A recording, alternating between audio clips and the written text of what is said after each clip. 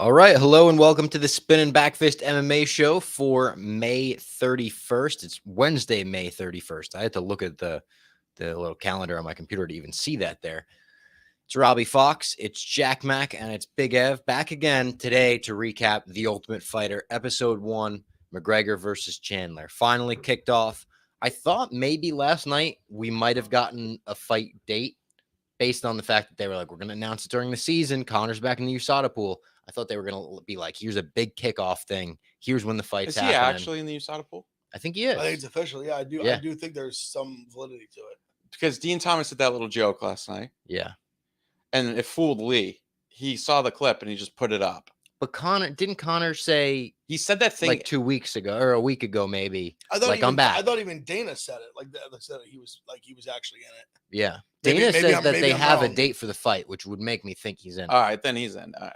Yeah. I mean, but I've got to think it's either November Garden or December Vegas. Yeah. At this point, it feels like those. It's going to be December. I feel like. That makes the most sense to me as well. They've hyped a lot that John Jones. I guess even if it's not Stipe, I don't think it's going to be Stipe. Chael's already saying he has inside sources. It's going to be Pavlovich. Really? It'd be Sergey. That would be sick. John Jones, which would headline, from what John Jones has said, would be this Madison Square Garden card in November, which would be pretty awesome. And especially for us. Hell yeah! Did Chael say why he believes that? I had heard that Stipe wanted the same money that John Jones was making. Interesting. Also, well, it makes it probably knowing it's highly likely it could be his last fight. Yeah. And I think Stipe's like, if you're not going to pay me that money, I could just retire and be happy with it. Maybe. It seems kind of clear that, at least from the outside, like we have no idea what goes on in the logistics, the backdoor like negotiations. That would be something that would make sense to me. But it seemed from the outside looking in that John Jones has been like willing to fight, and that it's on Stipe's end where it's I think so. The holdup, it seems like, at least. And I think it's also what we've talked about on this show before. We've talked about it multiple times. When you have Stipe and Sergey, it's not like Stipe is going to put up 500,000 more buys than Sergey. I don't think he is, at least. I don't think 500. No, that's an astronomical number. I think he'll put up more buys, but I think the margin is too thin to like make that fight a must. I want to see the fight. I think I'm one of the few people that is like still positive on that fight. You are, but on Stipe, yeah. But I think at this point, everything is leaning towards Sergey getting the fight over him. Sell that Sergey one so well, man. That's the question. The Russian, and his highlight tape is like the easiest thing to make. The producers at UFC that are amazing at their job, that's going to be an easy fucking highlight tape to make. And then it's John Jones, the GOAT. Which, again, is the easiest sell out there. And if it's at MSG, be huge. And then they'll probably I do think it will be at MSG, too, because I don't think Connor will be November ready, USADA pool time-wise. I think, like, with how everything's going, I see him getting that December pay-per-view. It would make sense. Kind of like he did in against Aldo. And then he likes that December could be on that card. The December card? Is he? Patty. Oh, Patty. Oh, yeah. Fact. And Patty Frivola? Oh, that would be awesome. I wouldn't be surprised if Patty, it depends how Jared fights this weekend. I wouldn't be surprised if he just wants to fight him again. It would be lame. He said that. Congrats to Patty. He just got married. Yeah, he got married. Were you invited? No, I wasn't. Blaze was there. I know, he looked dapper. He looked very dapper. It was also like at a castle. It looked sick. It looked awesome. Molly was there, like all the whole squad. There was a tree like inside the church where he got married. I was like, that's like fairy tale shit. There was like a tree with white leaves. It was like, awesome. Oh my God. Yeah. No, beautiful. Congrats to Patty. Yeah, I didn't realize it was Ben Davis. I was like, what? Oh, that's that's grappling superstar Ben Davis. What did you think about CM Punk kind of throwing him under the Oh, I didn't see. Did you see? I watched all the clips, but it was Memorial Day weekend, so I watched them all on mute, like around my family. What do you say? CM was like the guy after he was Joe Rogan. Right? Yeah, and then he was like, well, I guess we have to talk to this guy. What did you like? How did you feel? Because nobody cares. I understand CM Punk's the heel. Yeah, so like, I guess he was just Ben handled it really well and was like, but I mean, he handled the whole thing really well. Did you see Jiu-Jitsu Twitter was not happy with the black belt for ankle locking?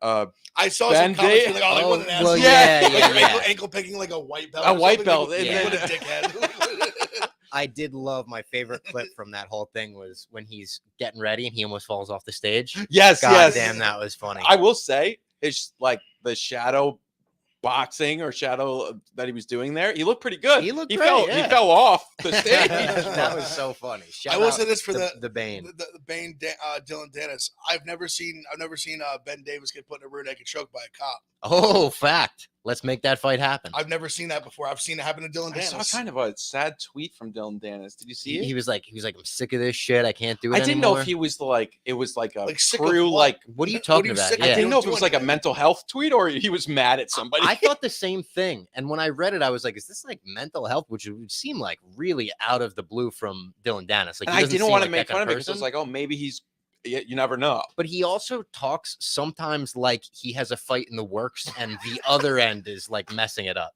You know, like he'll be like, I'm sick of this shit. Like, let's just make the fight happen, man. Like, he'll tweet that and Like, he has what no fight? opponent. Exactly. Man, Jake Paul still isn't negotiating with me. He's like, I'm sick of these clauses, man. He'll tweet that next. He's like, the clauses in this contract make me sick. And everyone will be like, ooh, maybe he's got a fight. And his name is back in the headlines. Goes back in the MMA hour. Ariel roasts him. Everyone talks Dylan Dennis again. Oh, man. But shout out Ben. Shout out him in the chat. Also, I think since our last show, I became like the enemy of MMA media again. Oh, For taking a hotel we room. have to talk about that. Yes. Yeah. God forbid. I went to Power Slap last week. Power Slap 2. Slap for And Cash got. Slap for Cash, former Rough and Rowdy fighter. He got slapped. Oh my God. He got slapped for cash. That's what he did there. It was pretty shocking to watch in person. Like, you think it's shocking to watch on TV. You watch these guys and you hear the smack and everything.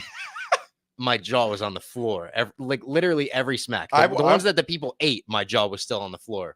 But Dana flew me out for it. Flew Taylor Lewan out for it. The Nelk boys. But I was the one that put up the video of like, thank you, Uncle Dana, for the hotel room. So the MMA media went, how could you accept this? You don't have any journalistic integrity. To which I responded, correct. I do not have any journalistic integrity. I never have. Zilch. I said I was the guy like outside the courthouse for Connor yelling like horrible things about Khabib and his family. Like, why you would ever expect me to be the stand-up, which I get that I blur the line by going to press conferences and asking questions, hosting a show like this, I guess. But I'm just not that guy. I've never been that guy. I've never tried to portray myself as that guy. Never. Taylor Lewan flew out. Same thing as He me.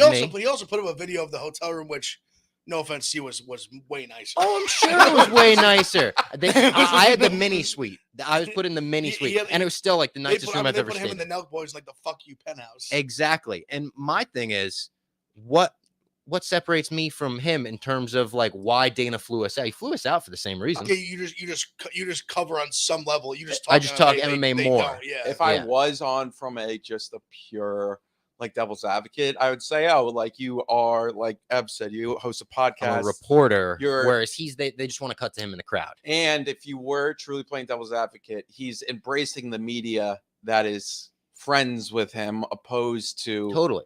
the journalists that really want answers. But to which you can respond, I don't even think, like, if he decided I'm not talking to the media ever again, I think he would be there's no law. Yeah.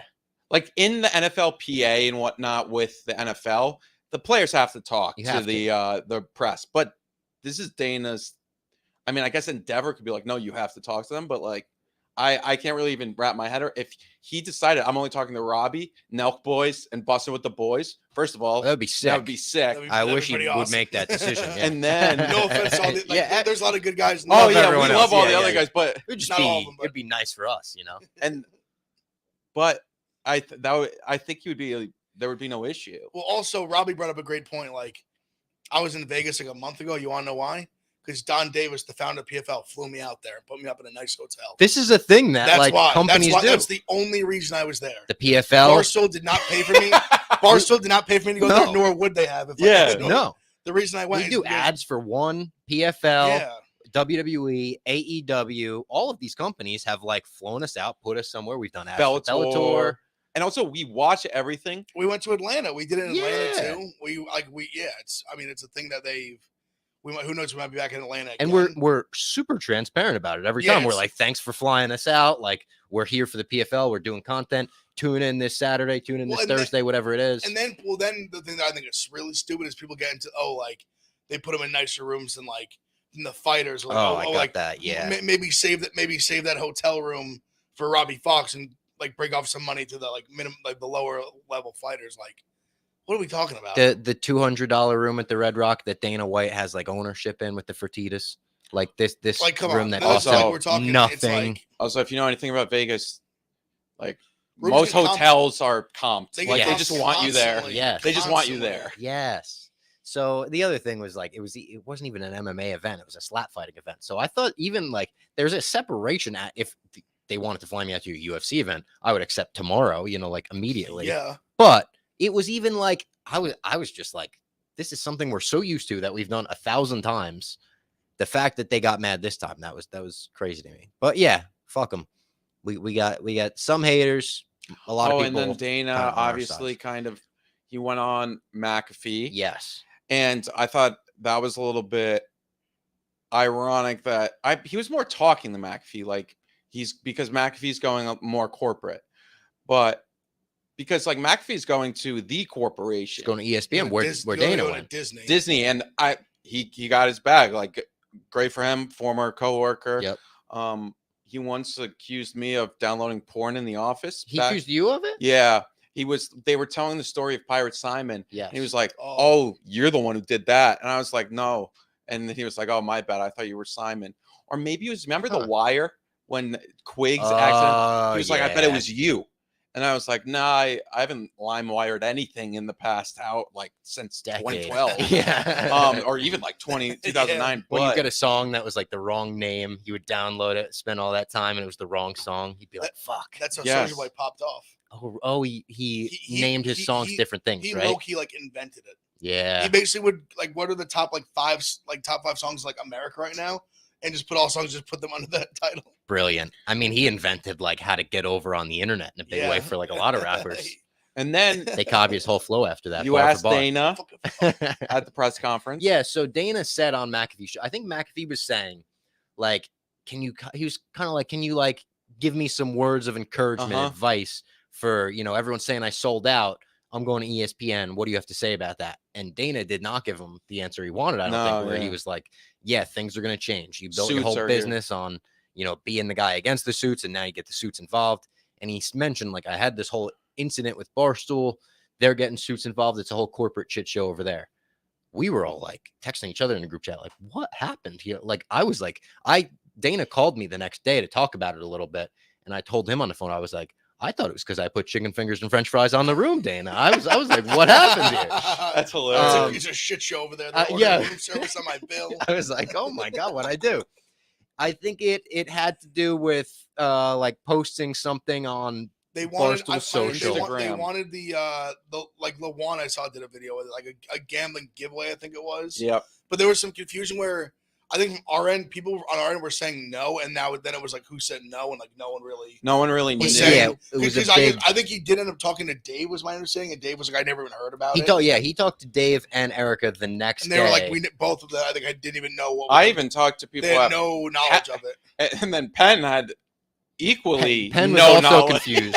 Literally everyone at Barstool looked at each other like, what happened and who did we piss off? My guess was, I don't think it was you. I think somebody on the social team, I would imagine, said no. At some point, at some level, yes. That was my intuition. It was not me. I figured it wasn't you, but somebody I knew. I have a name in mind. I won't say out loud. But I think with the social team and social posts, people pay a lot of money for Instagram posts. And now that's not to say, there's like Dana's helped Barstool however much. Maybe it should have gone through, but it was a last second thing. And I think that's why we said no. So it made sense. The person I think probably that's what I was going to say. What you said, I was going to say. I understand. Yeah, like I think everyone they probably were like, we don't really do this. Yeah, but Dana's, like you said, he's unique circumstance. He's done a lot for Barstool, exactly. Penn, they've scratched Dave back a lot. I'm sure Dave wouldn't mind scratching his. Exactly. I think it was totally like something like that, and I understand why the people on our side might have turned it down. I understand why Dana would be a bit offended by that. Yeah. And then I completely get it. And then we hear gambling from the social team. We're like, we don't want to, like, because the number one thing we don't want to do is fuck up any of the gambling. Yeah, Correct. Of course, of So course. it's like we don't want to violate any rules, so we always try to push back on that. But hopefully we can do one in the future. Yeah, absolutely. I'm sure we will be able to. But then, of course, afterwards, I asked Dana about it, and then because he posted even articles saying like he trashed it. He was like, I literally never said any of this. Yeah, that was so. I sent that to him as well because I talked to him the next day, and he was very much like, "Oh my God, I can't believe how much the media is already running with like Dana White hates Barstool." He's like, "This is crazy." So I said, like, "Hey, I'll ask you about it at the presser. I'll get another comment from you about it." So then I asked him about it at the presser. I said, I tried to like, kind of lighten the mood. I said, is there any truth to the rumors that you've ended your friendship with Barstool Sports? And he laughed and he was like, no. That wasn't about Barstool. That was about Penn, which I'm sure Penn is the 50 Cent meme. Like, what? He said, fuck me. I got a text from somebody at Penn. I got a text from somebody at Penn. I was like, look at what you got us into. Yeah. The guy was joking. So he says that, and he's like, you get the suits involved, and look what happens. Like, ask how that worked out for Vice, which I said on the bike, I was like, shots fired. Yeah, like, they just fired everybody. We're gonna fall. So, but even after that, I think it was New York Post wrote an article that says like Dana White says Barstool Sports is doomed with Dave Portnoy's future uncertain. So I sent that to Dana, and I was like, oh my God, look at how dramatic this article is. And then he posted like the Instagram, basically like denouncing the article. And then like sent me like a got you. So I think we're on good terms. I know it might seem like to the did you get it your $50,000 payment? I did, and I tweeted the wire hit. Also tweeted about the Ultimate Fighter last night for an extra $100K, a little bonus. Wow, yeah. Much more than any fighter. Yeah. And I said to you guys, the next time like I get called out by the journalists, I'm going to tell them, guys, I hate to break it to you, I'm not a journalist anymore. I'm a full-blown celebrity. I'm super famous, and I just got to get flown out everywhere. It flies me out private now, UFC jet, of course. When's your birthday? July 9th. Well, there you go. I mean, almost International Fight Week day. I mean, Kyle got $250K in cash. That would be. Oh, I met him. He knew who I was. I was a little surprised by that. No way. Like we've seen each other in passing. But So I'm actually not, because those guys, like, I think even just being around Barstool, like obviously like Dave and Big Head are the ones you think about, but like just like the internet's a big place. Like, but you see a lot still. Yeah. So I he came up to us. Me and Taylor went to breakfast, which it was my first time like really getting to talk to Taylor too. We've seen each other in the office real quick, said hi, but what a great guy. We had a great time at breakfast. And Kyle came up and said, hey, he's like, what's up, Robbie? I was like, oh, he knows who I am. Noted that in my mind. I was like, that's pretty cool. He's massive. Nelk's super famous. Massive. Yeah. Nelk's done a lot for UFC too. I'm a fan of Nelk. I don't really know any of their content. Like I don't watch it, but I don't. It's have evolved. An issue with it. I've seen the Hezbollah stuff. It's evolved from like prank videos to like they interview. Honestly, I remember mentioning the show. The video they did in Russia with Islam was awesome. Awesome. Yeah. And it's very different because like they usually are obviously out partying and stuff. They really weren't drinking at all. It was interesting to see like their training and like they're just like their kind of way of life and training. I think you were telling me about like them going through some crazy workout, like up the hills. Dude. They're already in the mountains of Russia, and they literally they run like 5 miles and then just get there and do like I'm talking the incline is like this. Yeah. And they're running up this motherfucker for 20 minutes straight, like just up, not like taking turns, like just sprint up, down, up, down, up, down. Oh my God. Like you watched it and you're like, okay, I could see why they're monsters. And they all are like cardio machines. Also, that video of Adam Nurmagomedov was one of my favorite things at Starbucks. Nice, Adam. Brother, it's easy. And he's like, but you don't want me to call you Adam. He's like, no. I Umar. Yeah, I say Umar. They always write Omar. We got Abu Bakr fights this weekend. Yeah. Abu Bakr this weekend. We were talking about on the group chat. The Dagestan, they come over to America. They love Starbucks. It's their favorite thing. And Hamzat loves Starbucks too. Yep. And then there was one. Yeah, if you ever want to meet a Dagestani fighter, just go to Vegas Fight Week and stay around Starbucks. And then I sent you the post from Habib where he's like, me and my brothers like outside Starbucks drinking, like we opened up to each other. Try it sometime. Yeah, it's like a very pro mental health from like, dude. And it was very nice. Yeah, he was like, try talking it out sometimes. Like, thanks. Go to Starbucks, Habib. Get yourself a frappuccino, or they like the fruit drinks too. They like the dragon fruit, like the pink drinks. Yeah, I see that with them a lot. Unreal though. Did you see the video of Islam on? He was on a motorcycle, motorbike. He went up to the top of the mountains, and it almost looked like he was going to the cliff.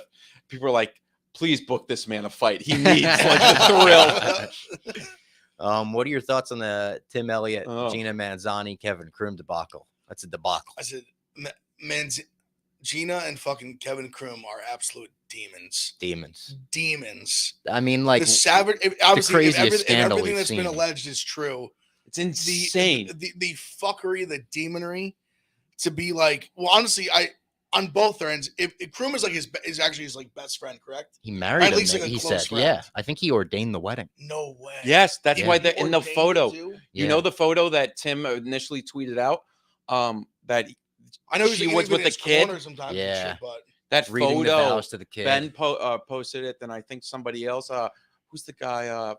Fuck, you guys met him in Atlanta. I forget his name. What, Rufus? Not Rufus. He does like MMA betting videos. I forget his name. He tweeted out too. He's like, I was taping Tim Elliott. Here's the last photo of like before they went to commercial after he beat Tagir. And it's Tim Elliott. Ben tweeted out too. Tim Elliott. Yeah. Gina, Kroom, and then Krause. The fact that this all happened in Krause's gym too is just like. Someone's got to, in the words of Daniel Cormier, get your shit together. Dude, insane. The night of the wedding. How is that? I said to you guys, how is that possible? When you go to a wedding, you see the groom and the bride, like they're attached at the hip, like having to say hi to every single person that came, get on the dance floor, like open a gift. Fucking demons. How did you do that? Demons. Where do they go? What do they like? Like, how do Dan from Best Fight Picks? Yeah, we met him. He was a great. Dan guy. from yes, thank you, Lee. Yeah, he's awesome. I've always Quigs. What kind of question is that? What is that, Quigs? Molly smokes her. Yeah. You know what, Quigs? We're gonna have Meatball Molly kick you in the leg. Yeah, you're next, Quigs. You Ben, and your shiny dozen face. Magic said all of our faces for the dozen. What are those graphics? Wild. Like shiny candle faces. Yeah. Craziness. Also, both of us dozen matches today, or you had your dozen match already? Did yours air? I won the play-in. Yeah. We had a big match. We got a big match tonight with the experts. My dozen match also airs tonight with the Booze Ponies. So tune in for that one. Both of them. Ben, you did say no offense, so it's all good. Yeah, no offense taken if you say no offense. Yeah, we're in for Tim Elliott. I just feel bad for the guy. I mean, I always think about things on such like a big picture level where I'm like, this guy's got to be thinking like he was just living like a lie. Yeah. No, it's got to be brutal. Think like the whole time you're dating her, they were fucking. And your friendship too. It's not just your relationship; it's your friendship. If that's I just think the two closest people in your life, besides like if you're still lucky enough to have like your parents, or your siblings, literally you're like your girlfriend, your husband, or wife, and your lying fucking best you friend. over. And they're both just fucking each other behind your back. And not to say like you rate friendships, but like the friendships you get from like doing activities like fighting. Oh yeah, it's a much deeper level. You go through more shit together because it's like it's almost. And I mean, we played like high school sports, but it's very like you remember that. It's like you're doing something together, and being like, and I mean, he was in his corner, like in a fight where you could go out there and like, I mean, God forbid, we don't want this ever to happen. But like you could die, yeah. And he was in your corner. And then fucked your wife on wedding night. He ordained your marriage and then fucked your wife after. That's crazy. Allegedly. I bet him. I bet him this weekend. I know. I hope he fucking just goes out there and gets a 15-second and then gets on the mic. Yeah, all time. Calls her out. He could go mega viral. He should just get on the mic and say what his Venmo is. All the fellas send him $5. If he drops his Venmo, I swear to God, I'd send him something. Yeah. I'm with Ben there. Not to get into the scar too much. I think he should really get by Alta Moreno. I mean, he's fought way better competition. Obviously, the only thing much is more experienced. It's like maybe his mentals are really fucked up. Of course, no, that's it could be. Of course, definitely it would be understandable if they were. Shout out Lee, by the way, the chat, Derek. Yes. Yair. Bunch of people giving Lee credit in the chat. He deserves that credit. Shout out Jair. This is the first time I've seen him in the chat. He's been really nice. We love nice chat members. I would say our chat's 95% nice. Yeah. Dickhead. Every now and then we'll get a dickhead who's like, you guys always bet on the chalk.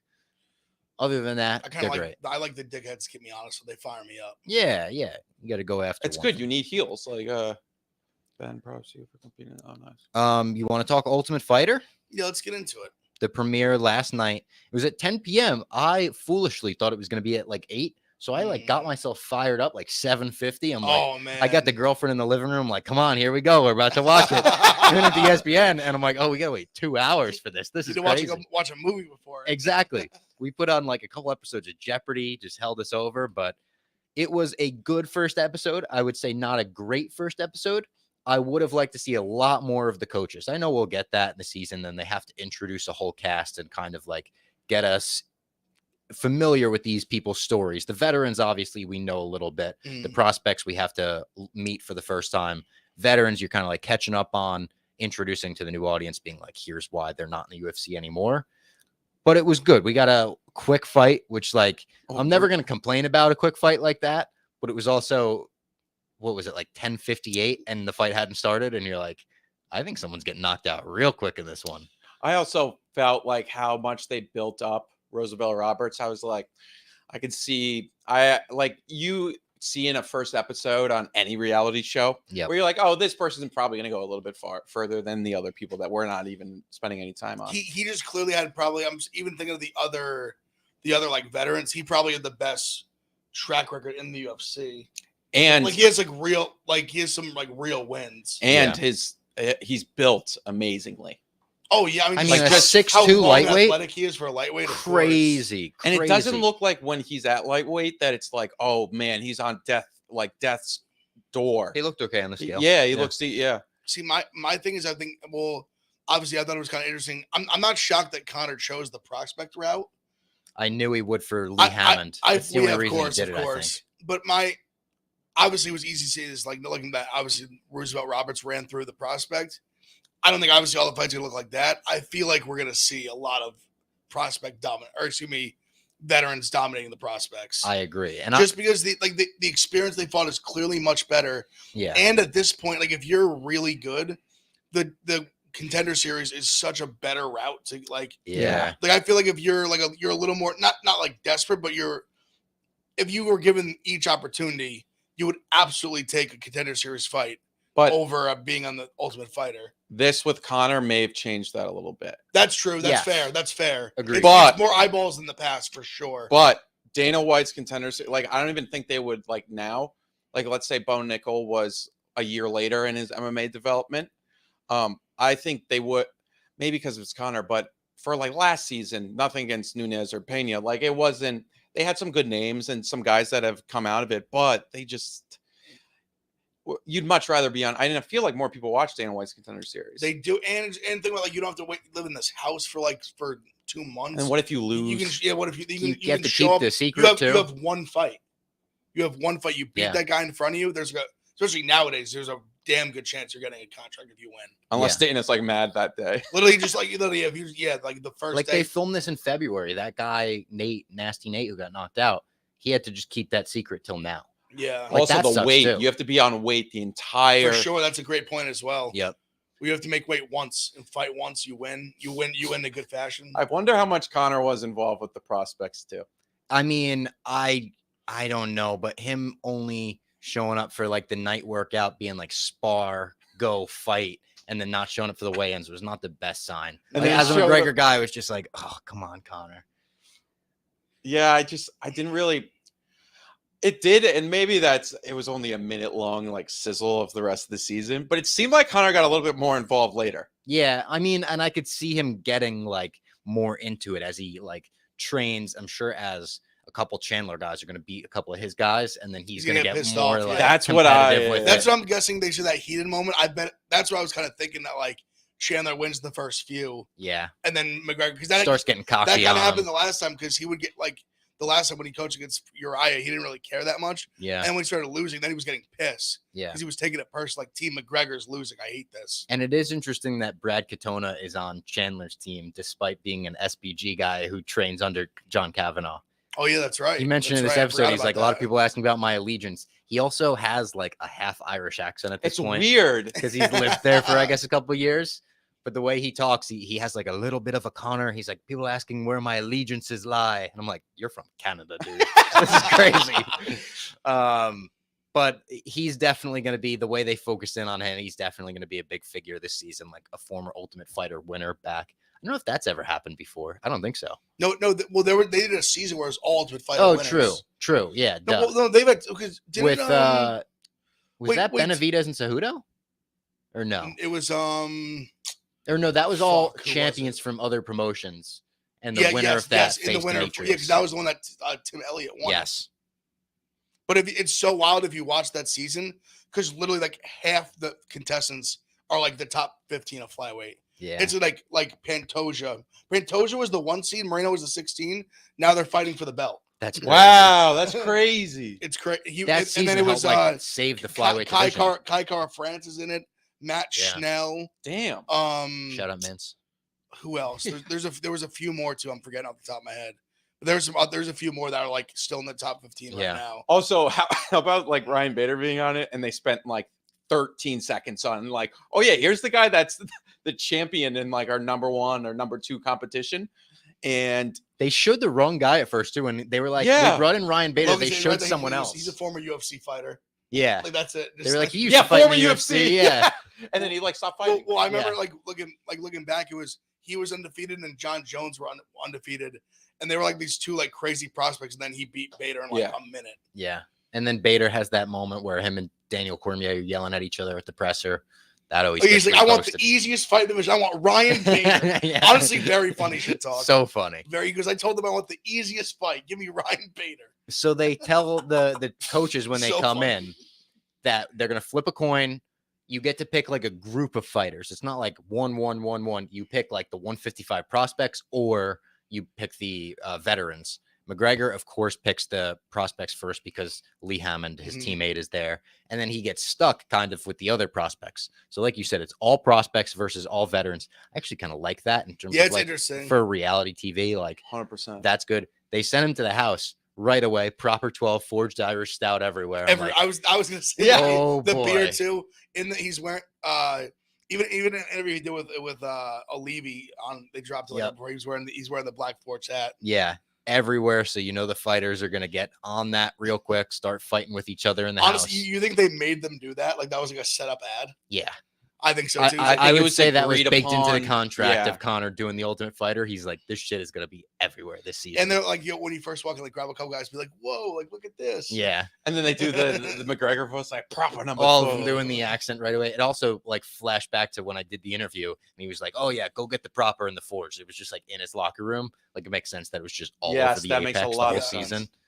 And McGregor, like I said, his first work, like Chandler's like, let's work on drilling. Let's work on this. Let me get in there with you. McGregor gets in. He's like, you're going to have to be fighting this week. So why don't you hard spar with each other? Go ahead. Headgear on. Go. I'll get in there with you. He's like working with him and stuff. Doesn't show up to the weigh-ins. Chandler shows up with his whole team.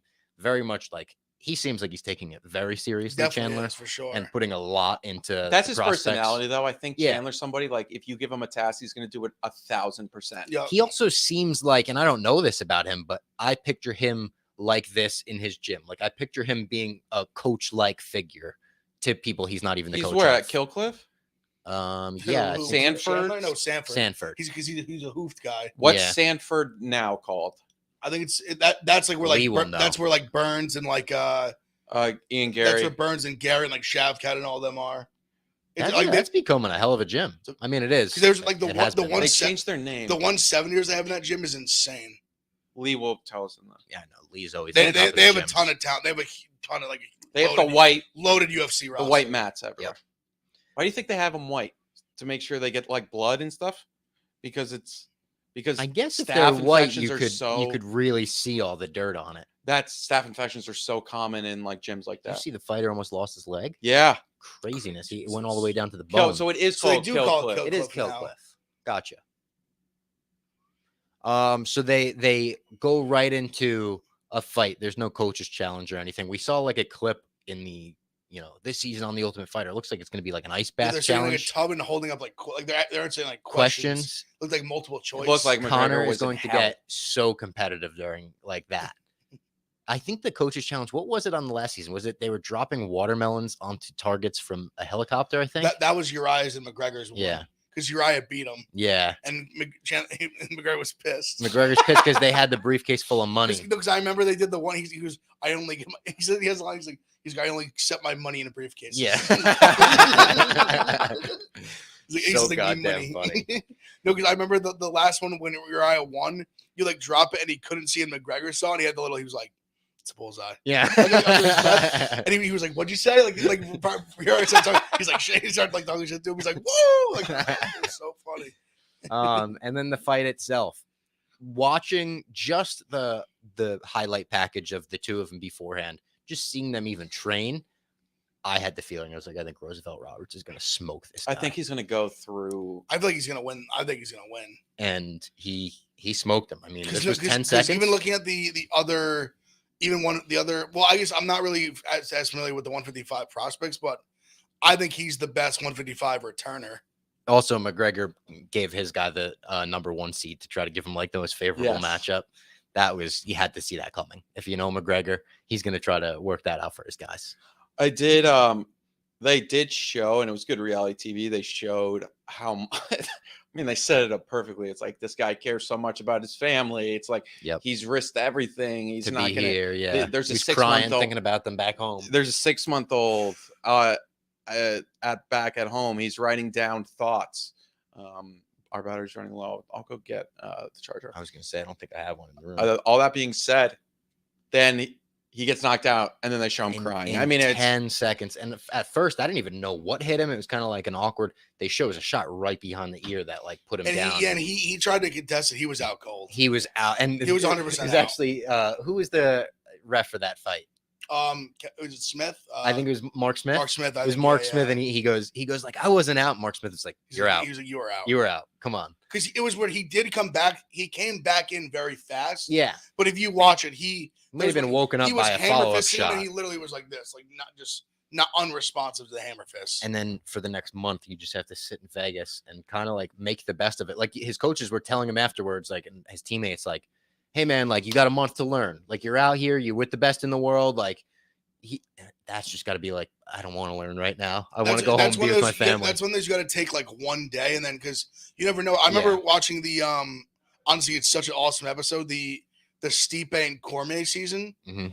They had this kid. I think his name was Jay, like it's something Chandler or something. He lost his first fight, and then the one guy ended up getting hurt, and he came back, and he ended up fighting. I think it was Tyler. Actually, he's in the PFL now. Tyler Diamond, I'm pretty sure. But he was like the favorite, like number 1 pick. Like he was running through everybody, and then I bet if they made odds for that fight, like Jay Chandler would have been like a plus like 500 underdog, 400 underdog, and went there and just knocked him out. And Ryan Hall, he lost his first fight and came back in the finals. That's right. It was like this like incredible moment, like of him like coming, like he lost his first fight. He ends up like making it to the final after he wins, beats that one guy. So that's the only thing. Like fighting is like they fight so much in a short period of time. He's a guy that would be a candidate to like get another fight for sure. I mean, even in the Ultimate Fighter system with lacerations, you never know what's going to happen. And I know he's 16-5 with like 13 submissions. So he didn't get to show really his skill set whatsoever. No. That's so tough. Someone like him, like you could bring him back in Contender Series easily. Yeah. I wonder if I would. It's probably they could obviously probably not the greatest sell. Just getting pieced up that badly, like in one fight. But you could say we're gonna give him another shot as he didn't get an opportunity to showcase what truly makes him great or something. You know what? He's one they maybe could give him a fight like on that card where they do the Ultimate Fighter. Yeah. I could see that. And then they closed it with like, what do you want to say to your family and friends back home? That was tough. That was crazy. Like, he's going to say, I'm sorry. And that's exactly what he did say. He's like, I'm sorry. I wish I could have done better or whatever. He's trying not to cry. And then he was like, I'm sorry. Yeah. I mean, I felt bad for him. Yeah, you feel real bad for him. But like Ev said, you never know what's going to happen in the Ultimate Fighter. If he just dusts off the boots and grinds his ass off, all it takes is one injury in your weight class. Yeah, get a month with McGregor, Kavanaugh. Like you can legitimately pick up a lot in that month. Knows? And then we saw like this season on the Ultimate Fighter. It looks like it's going to be a 6th season. There's a ton of good stuff. I hope Conor shows up a little more. And also, did you guys see the clips they posted in the like behind the Ultimate Fighter afterwards? Yes, that was better than everything. It was way better than the stuff that was on the show. I don't know why McGregor was in the locker room. He's in the conference room and he's talking about the McGregor uppercut that landed, and he's talking about how it glanced off McGregor. He's like, Mayweather. He's like, if I got to throw that again, I want to throw it like through them, like up like that, not like that. He's talking to his boxing coach about it. I'm like, why the fuck wasn't this in the show? This is so interesting. Wait, what was this on? We didn't post it yet, but it's on what's his name? Jedi Goodman. Yeah. He posted. It was just like it seemed like after the fight, McGregor's talking. He's like kind of like getting amped up about fighting Yes. based on watching the fight, and he's talking to his coaches about like new techniques on how to throw an uppercut and how to like land things. Then Islam was in the... Islam's gonna show up at some point. Who's he showing up for? I would Not Connor, but Chandler. I don't think so. I would assume there was there a fight in Vegas during the time that there had to be. Oh yeah, because the season it's on. For, it was from they filmed from February to March. Like the day I went, 6 weeks, month and a half. Yeah, the day I went interviewed was the last. Didn't he go to Jan Marab? He was at that card. I think you're right about that. And that was in early March. Yeah. So maybe that's when he came by. Also, we got the new Dana meme of him running to stop the fight. So funny. So funny. He's like running like this too, like with his. He was like, I can't wait for the longer version of that clip. I just need an isolated version of that clip from like an even better camera angle, just running Dana to stop things. Marab is on the shelf 3 to 4 months with him, so that puts him out. And he's getting new hair. You see that? Marab's getting new hair. You guys didn't see that picture? Or was he in Turkey? I think he's getting new hair. But he like has hair though. Yeah. He's shaved his head. Look. He must have been in Turkey. Yeah, he's getting the Turkey procedure. Yeah, he's in Turkey. But he had like hair already though. Like, yeah. Maybe he's afraid of losing it. I might go there at some point. Turkey to get it? Yeah, is that a big thing in Turkey? One. Yeah, it's like $2,000. Cheaper really and $2,000, and they can do stuff that's like not approved in America. Is that a good idea? Have you ever? No, I watched so many people have done it. I've seen them. I've watched a ton of YouTubes on it, and everyone says it works. Have you not He seen? looks good bald. Look up the photo of Turkey. Everyone coming home from Turkey with their new hair. They all have the bands on. You have bandages on your head. Let's see. Turkey hair transplant. Oh yeah. Oh, it looks pretty good. And then say everyone on plane. Speaking of looking good, but the opposite. Gordon Ryan. My God. That's roids and no roids, brother. That is crazy. Crazy. Did you see my tweet from Spinnin Backfist? I said, Gordon Ryan's ... 28? Yeah. Crazy. He looks 50 right now. I thought he was like 37. Yeah. Because when people asked him, like, would you ever be in, like, do MMA? I was like, dude, he's like 37. He doesn't have any time left. 28's a lot different. I mean, yeah, I guess he's had a lot of health problems, and a lot of people are speculating it's because steroids. Then I was gonna O'Malley fucking buried Marab in that clip, dude. Did you see that clip? He said Marab finally feels what it feels like to be loved when he put on his jacket, the red and jacket. He said now he's running around with a fake one. He's like, oh, this is what it's like to have media attention. It's like nobody cares about you. The only time you like the fake one is a bit of a weird move. Yep. Well, I think he had the line. He was like literally the most attention you've ever gotten is when you put on my jacket, which was like it was good because it was like it was really true. Yeah. I think he honestly got more attention from that than when he beat Jan. Yeah. Sean Strickland launched a podcast with Chris Curtis. That clip of when he says, "Who's that little Mexican?" and he's talking about Brandon Moreno.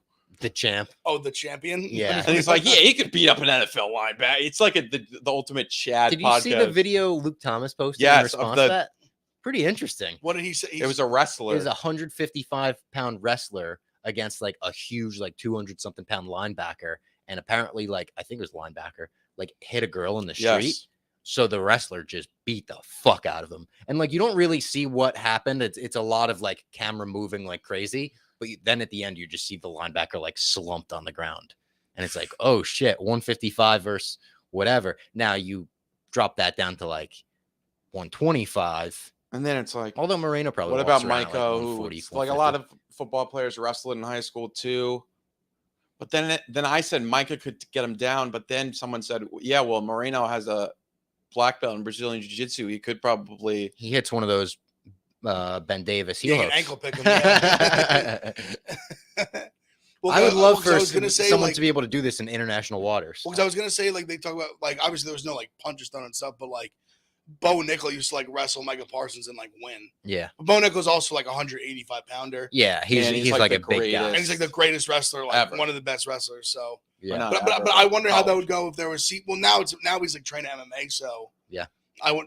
Logan Paul, you see that clip of him training with Adesanya? Yeah. No, I didn't see that. They were wrestling together. There's a clip of Adesanya taking him down. I did see the clip of him and Burt Kreischer. Was very funny. Like screaming to the people in the bar, like anytime, any place. He said he thought he was doing a Steve Harvey bit. There's like this bit where he's like talking to his wife. He's like, "I'd kill anyone for you." Like talking to his wife. Like, yeah, it was very funny. People forget RBY took down Micah. Yeah, we don't forget that. We don't forget. That was broken on this show. Also, shout out Home of Fight on Twitter. They just tweeted a clip from our Demetrius Johnson interview. I'll retweet that. Brandon at 5'6", 140 isn't beating Roquan Smith 6'2", 230. I'm sorry, Strick. You never know. Oh yeah, Mackenzie Dern is paying child support to her bum ass husband. Oh yeah, or there was crazy report about them too, huh? Yeah, well, she said it. Yeah, she said it on Helwani. Just how used to fight each other. Yeah, and how she was kind of turned off by how he didn't want to fight. Oh, she said that? How he maybe I misinterpreted it. I didn't see any of these clips. And she felt like he didn't have a lot of drive. But he was a surfer, right? Yeah, he's he just wants to surf. Those are those type of guys. Yeah, surfers don't have drive. No offense to surfers. They just surf. Some do. Not all, but surfers generally, they just want to catch some waves. It's a great way to live. Sometimes I wish I was just peaceful. Like that. Yeah. Peaceful. I'd be so bad at surfing. I'd love to be a good surfer though. There's few things cooler. Fight her. I think it wasn't fight her. It's other people. He didn't want to fight or something that she was. I'll get the exact quote. Great. Her accent's kind of gone again. Well, she doesn't. She goes in and out. She comes in waves. And then after it, she posted the photo of her watching Habib. And everyone's like, oh. Like Habib's next for her?